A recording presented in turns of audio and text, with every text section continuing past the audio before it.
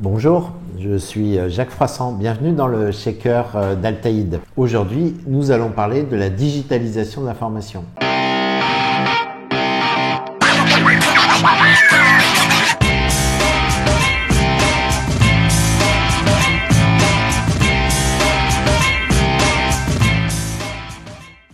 Alors pourquoi digitaliser la formation? On est dans un environnement, on vous parle de transformation digitale du business des entreprises toute la journée. On transforme son business avec le e-commerce, avec le marketing digital et on ne bouge pas sur le reste. Sachant que c'est à vos employés que vous allez demander de mener ces transformations, il y a un moment, il va falloir se poser des questions. Pour moi, c'est évident aujourd'hui, l'entreprise qui se met au niveau du digital pour son business, doit le faire aussi par rapport au monde digital dans lequel elle évolue. Donc on a transformé les process de recrutement en s'appuyant beaucoup sur les réseaux sociaux. On a transformé le business. Il faut aussi transformer la façon dont on forme et on appréhende la formation aujourd'hui. Alors comment digitaliser aujourd'hui sa formation d'entreprise? Alors première erreur que je vois, c'est on pense qu'on a digitalisé parce qu'on fait des PowerPoint, de la vidéo et des QCM dans des formations. Bon, arrêtons avec ça. La vraie digitalisation, c'est penser en mode agile, penser autour de vos employés, c'est utiliser vos experts internes, quelques experts externes, c'est utiliser des technologies qui se présentent à vous, ça peut être des webinars, ça peut être des MOOC ou d'autres formes, des serious games par exemple.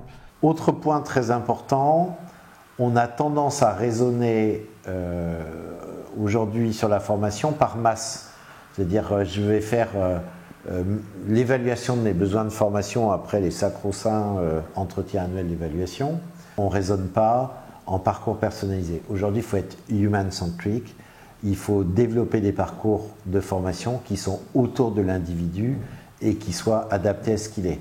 Quitte à ce que ce soit lui-même qui évalue ce que sont ses besoins et qu'il aille picorer dans un panel de petits modules de formation ce qui va l'intéresser ou pas. On a travaillé il y a quelque temps avec une start-up qui s'appelle Vodéclic et qui digitalise la formation autour de la bureautique. Aujourd'hui, ce qu'a développé Vodéclic, c'est des milliers de petits modules de formation et vous allez picorer en fonction de votre besoin. Je veux faire un camembert sur Excel, j'ai pas envie de me taper 2 jours en présentiel ou un module d'e-learning, il faut que je valide toutes les étapes jusqu'à arriver à la fameuse session où on va me parler du camembert.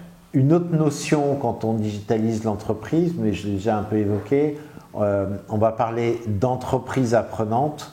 Ça va être au fil du temps un mix de coaching, de formation présentielle, parce que le présentiel, ça engage aussi plus facilement les gens, mais on peut faire du présentiel de manière très différente.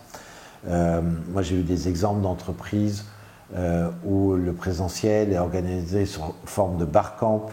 Un barcamp, c'est quoi? Finalement, il n'y a pas de formateur, mais c'est telle ou telle personne qui a envie de s'emparer d'un sujet et qui va le travailler et qui va le délivrer aux personnes qui ont envie d'assister à cette formation.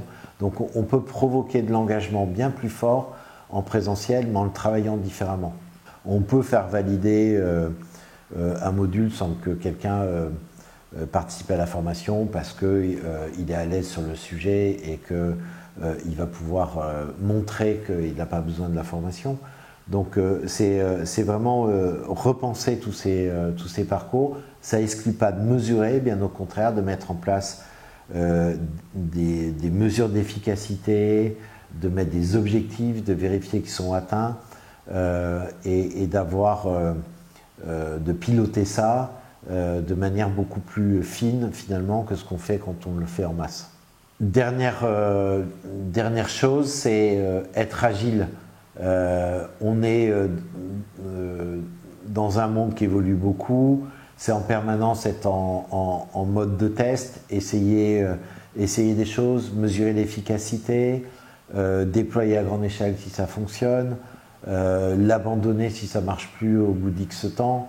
Donc avoir en permanence cet esprit d'agilité et arrêter de faire des programmes de formation où chaque année on fait un catalogue de formation où chacun va s'inscrire et on a une vision sur 1 an, sur 2 ans avec des formations qui n'intéressent pas les 3/4 des gens qui vont les suivre.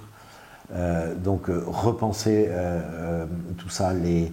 Vos employés ont besoin d'engagement, de sens, de vision et la formation, la digitalisation de la formation vont y contribuer fortement. Si le sujet de la digitalisation de la formation vous intéresse ou vous avez des expériences à partager, n'hésitez pas à commenter, à partager cette vidéo bien sûr, et puis si vous voulez continuer à checker les RH avec nous, abonnez-vous.